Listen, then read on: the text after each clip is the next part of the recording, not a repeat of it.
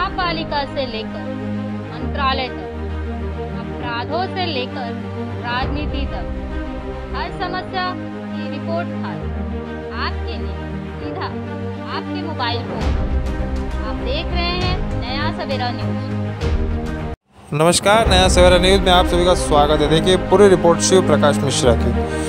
इंदिरा नगर स्थित रूपेश्वर मंदिर में शिवसेना उपविभाग प्रमुख कुलदीप तिवारी द्वारा पिछले कई वर्षों से समाज कल्याण हेतु हर मंगलवार सुंदरकांड के पाठ का आयोजन किया जाता है। बता दें, कोरोना में किसी कारणवश बंद करना पड़ा, लेकिन कोरोना के बाद लगातार उनके द्वारा जारी रखा गया है।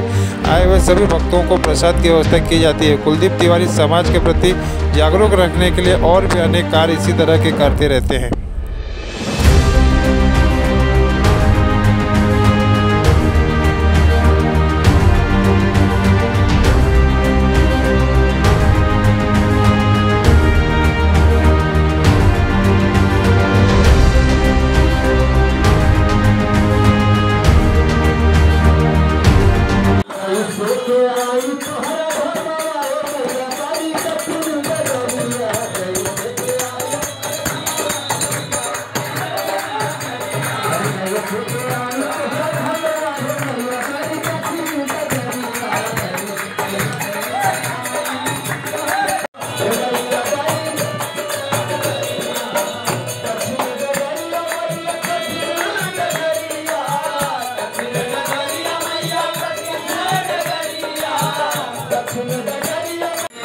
जय गणेश माता जाके